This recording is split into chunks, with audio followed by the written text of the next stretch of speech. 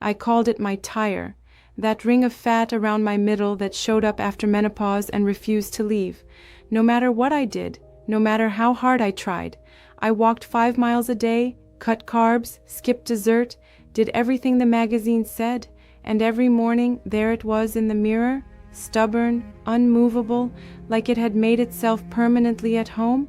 My husband tried to be supportive. "You look fine," he'd say.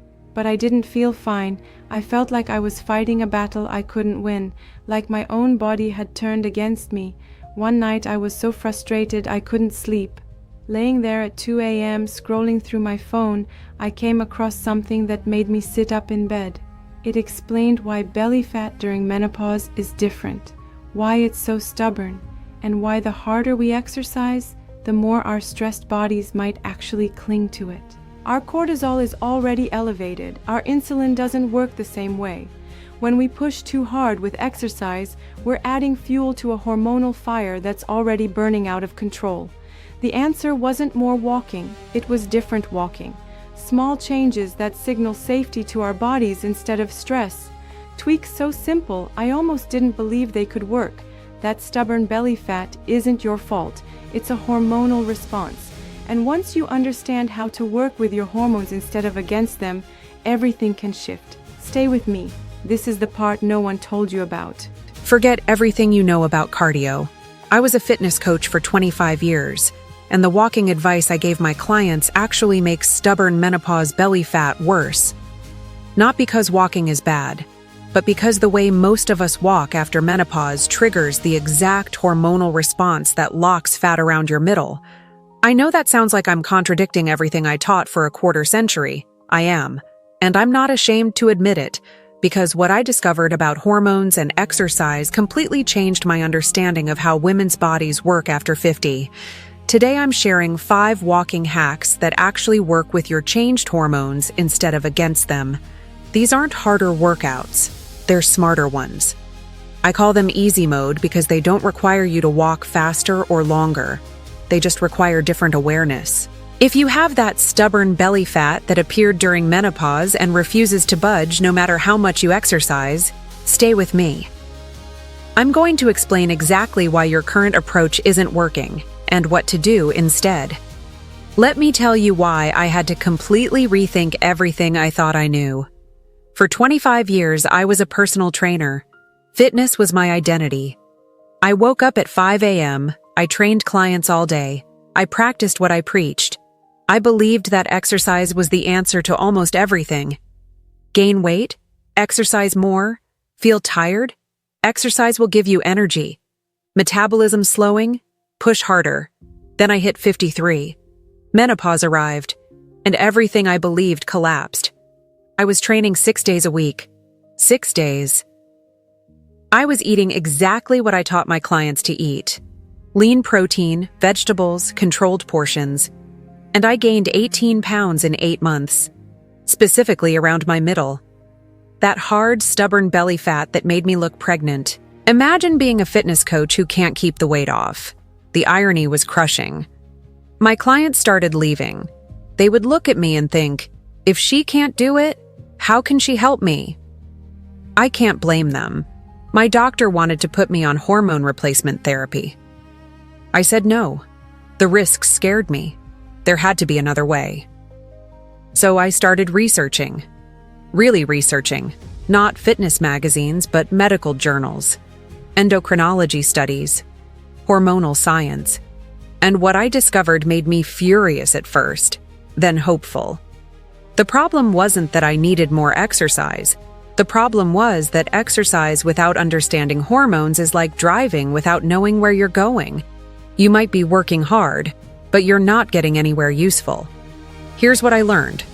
After menopause, your body isn't just dealing with a slower metabolism. It's dealing with a completely different hormonal landscape that changes how exercise affects you. Let me explain the science, because once you understand this, everything else makes sense.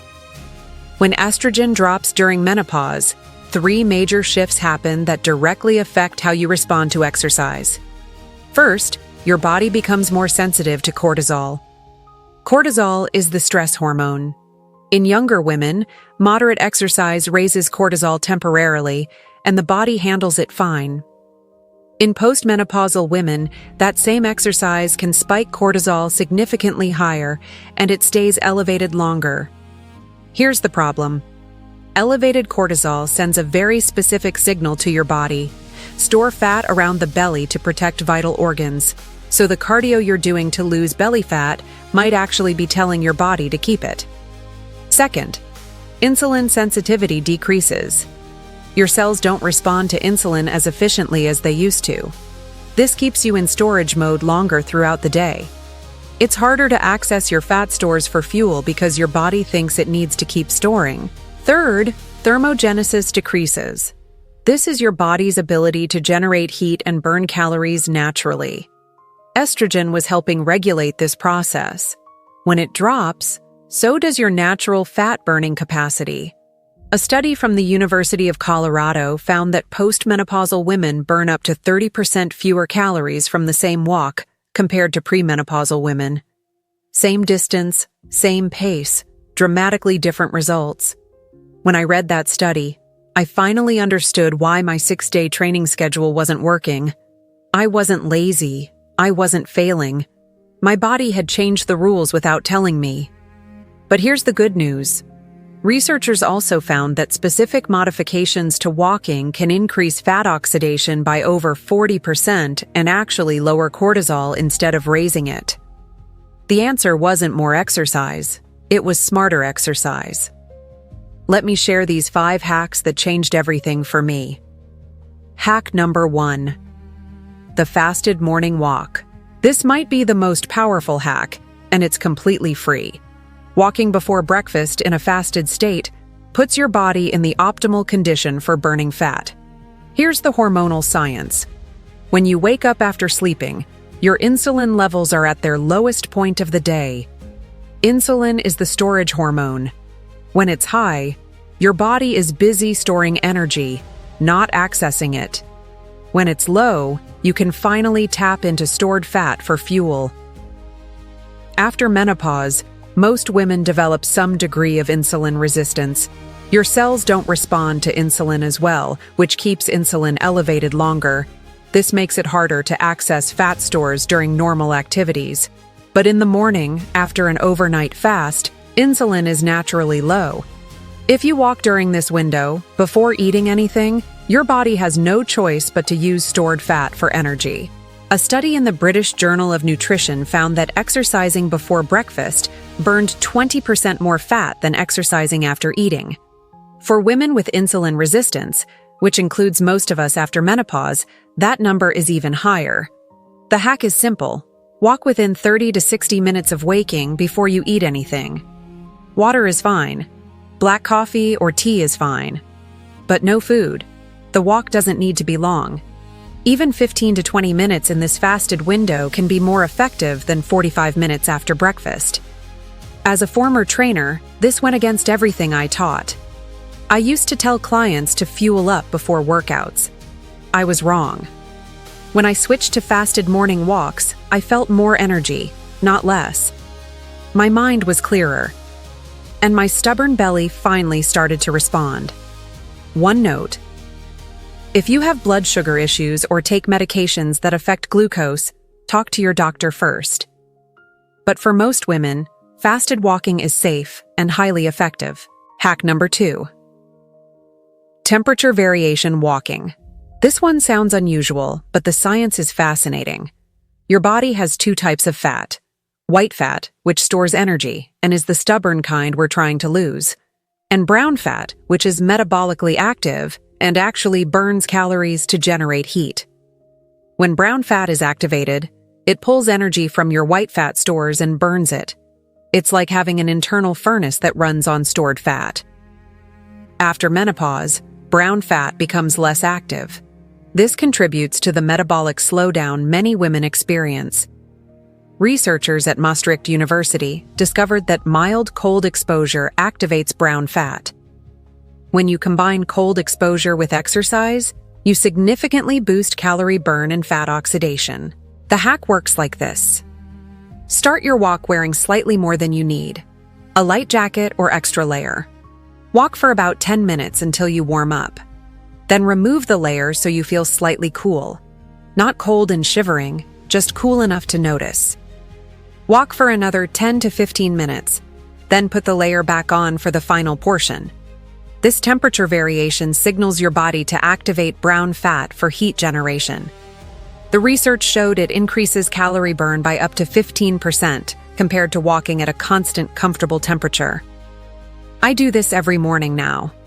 Start with a jacket, tie it around my waist halfway through, put it back on at the end. It's become automatic.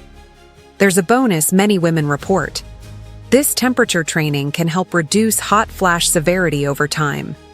Your body becomes better at adapting to temperature changes instead of overreacting. When your thermoregulation improves, hot flashes often become less intense. Hack number 3. The post-meal walk. This is one of the most effective things you can do for stubborn belly fat, and it only takes 10 to 15 minutes. You've probably heard you should wait after eating to exercise. For intense exercise, that's true. But for gentle walking, the opposite applies. Walking immediately after your largest meal dramatically improves blood sugar control and prevents the fat storage that comes from glucose spikes. Here's why this matters so much. When you eat, your blood sugar rises. Your body releases insulin to bring it back down. In women with insulin resistance, this process is slow and inefficient. Blood sugar stays elevated longer, and more of that glucose gets converted to fat, specifically around your middle. Walking right after eating changes this. Your contracting muscles pull glucose directly out of your bloodstream to use for energy. This reduces the spike without requiring as much insulin. A study from the University of Otago found that a 10-minute walk after meals reduced blood sugar spikes by up to 22%. That's significant. Every spike you prevent is fat storage you prevent. The hack is this. After your largest meal of the day, usually dinner, take a gentle 10 to 15-minute walk. It doesn't need to be fast. A leisurely stroll works perfectly. You're not burning calories. You're supporting your hormonal response to food. I call this my digestion walk. Right after dinner, I head out for 15 minutes. It's become one of my favorite rituals. Better digestion, better sleep, and a visible difference in my waistline. On days when I can't get outside, I walk around my house or march in place. The movement is what matters. Hack number 4, nasal breathing. This is the simplest hack, and possibly the most underestimated. When you breathe through your mouth during exercise, you tend to take rapid, shallow breaths. This activates your sympathetic nervous system, the fight-or-flight response. Your body reads this as stress. Cortisol rises. Remember what I said about cortisol and belly fat? Elevated cortisol tells your body to store fat around your middle. So if you're huffing and puffing through your walk, you might be triggering the exact hormonal response you're trying to avoid. Nasal breathing activates the parasympathetic nervous system instead. The rest and digest state. It signals safety to your body. Cortisol stays calm. There's another benefit. Nasal breathing produces nitric oxide in your nasal passages. Nitric oxide improves oxygen delivery to your tissues. Better oxygen delivery means more efficient fat burning. A study in the International Journal of Kinesiology found that nasal breathing during moderate exercise increased the proportion of fat used as fuel compared to mouth breathing. The hack is straightforward. During your entire walk, breathe only through your nose. If you need to open your mouth to breathe, you're walking too fast. Slow down. This was hard for me at first. As a trainer, I associated heavy breathing with effective exercise. I thought more effort meant better results. But that approach was spiking my cortisol on every single walk. When I slowed down enough to maintain nasal breathing, my walks became calmer. My stress dropped. And paradoxically, my results improved. Hack number 5, Zone 2 heart rate. This is where we get specific about intensity, and this might be the most important hack for stubborn belly fat. Exercise physiologists divide effort into heart rate zones. Zone 1 is very light. Zone 2 is moderate, where you can talk comfortably but not sing. Zone 3 and above is harder cardio. For burning stubborn belly fat, Zone 2 is optimal. In Zone 2, your body primarily burns fat for fuel. This is called the aerobic fat-burning zone. When you push into higher zones, your body switches to burning primarily carbohydrates because they provide faster energy. For cardiovascular fitness, those higher zones have benefits. But for specifically targeting stored fat, especially hormonal belly fat, Zone 2 is where you want to be. The American College of Sports Medicine research confirms that moderate intensity exercise in Zone 2 burns proportionally more fat than higher intensity exercise. To find your Zone 2, subtract your age from 180. That's your approximate Zone 2 ceiling. For a 59-year-old woman like me, that's about 121 beats per minute. If you don't have a heart rate monitor, use the talk test. If you can carry on a conversation but couldn't sing a song, you're probably in Zone 2. When I started actually monitoring my heart rate, I was shocked. I had been pushing into Zones 3 and 4, thinking harder was better. I was burning carbs and spiking cortisol. No wonder my belly fat wasn't budging. Now I walk slower and burn more fat.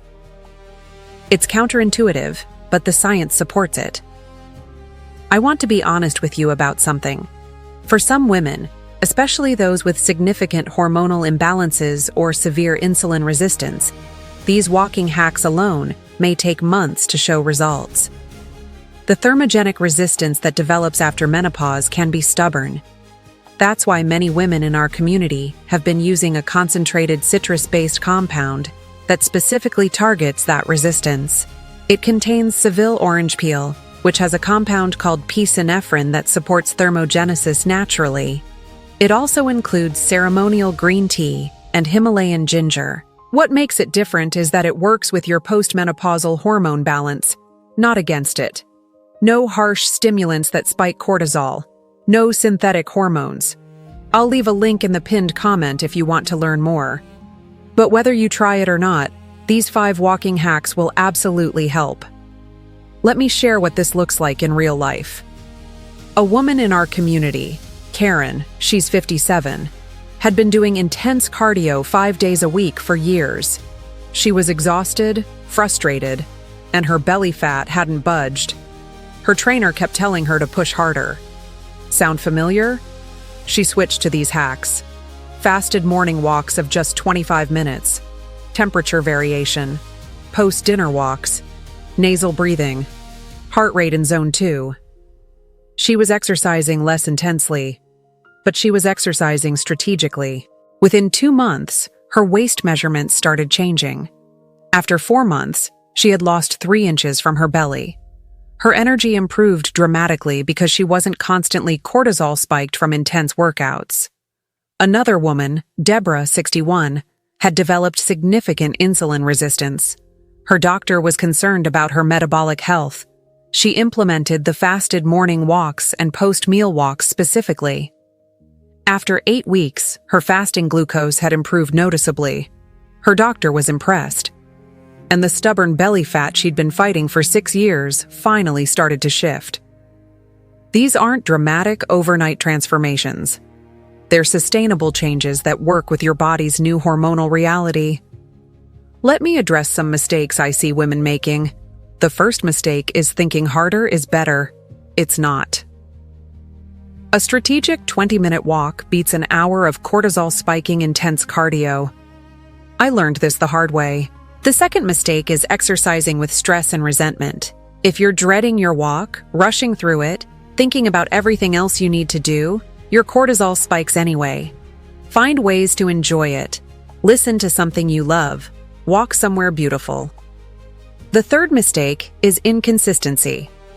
3 strategic walks per week, every week, beats 7 intense sessions followed by burnout. Your hormones respond to consistent signals. The fourth mistake is expecting immediate results. This stubborn fat didn't appear overnight. It won't leave overnight. Give these hacks 8 to 12 weeks before judging. For those dealing with really stubborn resistance, I want to mention again the citrus-based compound I talked about. The formula with Seville orange peel and ceremonial green tea has helped many women break through the thermogenic resistance that makes conventional exercise so frustrating. It's designed specifically for postmenopausal metabolism. It's not for everyone. But if you've been exercising consistently and still struggling, it's worth exploring. I'll leave a link in the pinned comment. Let me summarize what we covered. Hack 1. Fasted morning walks. Walk before breakfast when insulin is naturally low to maximize fat burning. Hack 2. Temperature variation walks. Vary your layers to activate brown fat and boost calorie burn. Hack 3. Post-meal walks. Walk 10 to 15 minutes after your biggest meal to prevent blood sugar spikes. Hack 4. Nasal breathing. Keep your mouth closed to lower cortisol and improve fat oxidation. Hack 5. Zone 2 heart rate. Keep your heart rate at 180 minus your age to stay in the optimal fat burning zone. None of these require intense effort. They require strategic thinking. Here's what I want you to remember. Cardio isn't the answer. Hormones are. The gym won't fix broken hormones. But understanding your hormones can make exercise actually work. I spent 25 years giving the wrong advice because I didn't understand this. When I finally accepted that my body had changed, that the rules were different now, everything shifted. Not just my weight, but my entire relationship with exercise. You can make that shift too. Stop fighting your body. Start working with it. Try one of these hacks tomorrow, just one. See how it feels. Then add another next week. If this video helped you, leave a comment and tell me which hack you're going to try first. I read every comment and love hearing your experiences. In my next video, I'll be sharing how specific citrus compounds support hormone balance and how they work alongside these walking strategies. Until then, be patient with yourself. Your body isn't broken. It just needs different signals now. I'll see you in the next one.